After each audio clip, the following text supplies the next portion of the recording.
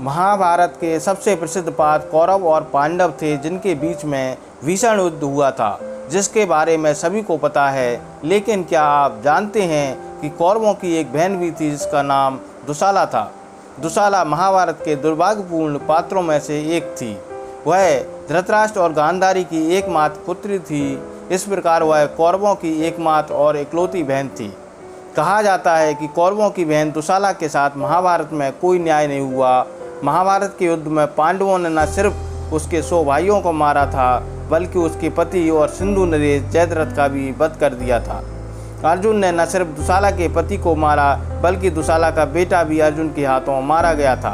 पांडव अर्जुन भले ही महाभारत के नायक थे, लेकिन उन्होंने दुशाला के जीवन में किसी खलनायक से कम भूमिका नहीं निभाई। कहा जाता है कि दुशाला से सब कुछ छिन जाने के बाद भी अर्जुन को चैन नहीं मिला था। कहानी के अनुसार एक बार अर्जुन सिंधु देश पर हमला करने जा पहुंचे थे। सिंधु देश में अर्जुन का सामना महारानी दुशाला से हुआ। इसके बाद जो भी हुआ उसके बारे में अर्जुन ने कल्पना भी नहीं की होगी। तो ऐसा क्या हुआ, जानने के लिए हमारे साथ वीडियो के अंत तक जुड़े रहें और आगे बढ़ने से पहले कमेंट बॉक्स में राधे राधे अवश्य लिख दें। भगवान श्री कृष्ण की कृपा आपके पूरे परिवार पर सदा बनी रहेगी। 18 दिनों तक चला महाभारत युद्ध और युद्ध के घटी घटनाएं सदा सदा के लिए अमर हो गईं। सभी रिश्तों और नातों को भुलाकर लड़ा गया महाभारत युद्ध आने वाली पीढ़ियों के लिए एक सबक बन गया। युद्ध में जहां एक तरफ कौरवों ने सत्ता और सिंहासन के लालच में अपनों का खून बहाया, वहीं दूसरी तरफ पांडव अधिकार और धर्म की स्थापना के लिए अपनों का खून पानी की तरह बहा रहे थे। शायद यही कारण था कि भगवान श्री कृष्ण ने पांडवों का साथ दिया था, जिसकी वजह से इस युद्ध में पांडव विजयी रहे।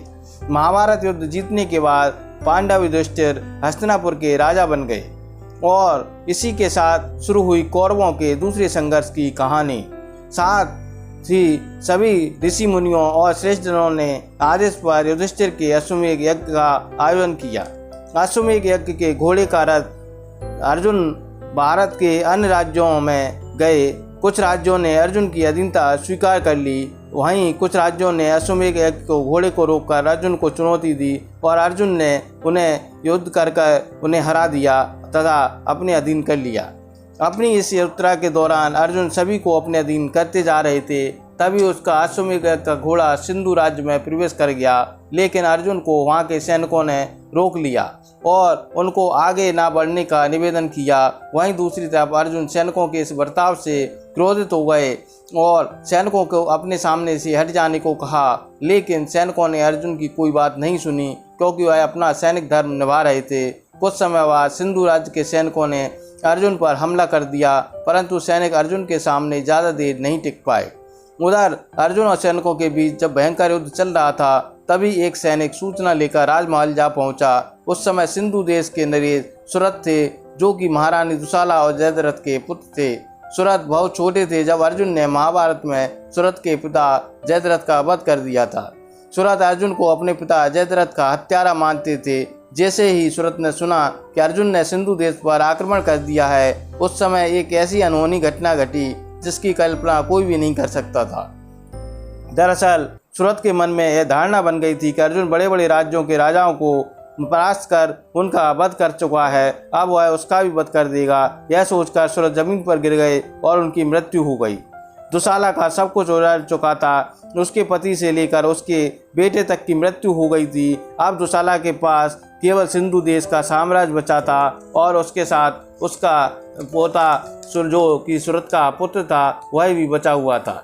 दुशाला युद्ध भूमि में पहुंच गई। दुशाला को देखकर अर्जुन की आंखें नम हो गईं, क्योंकि उसने ही अपनी बहन दुशाला के पति जयद्रथ का वध किया था। दुशाला अर्जुन के सामने पहुंची और कहने लगी, भ्राता, इस युद्ध को रोक दीजिए। इस युद्ध की खबर सुनते ही मेरे पुत्र और आपके भांजे सुरथ की मृत्यु हो गई है।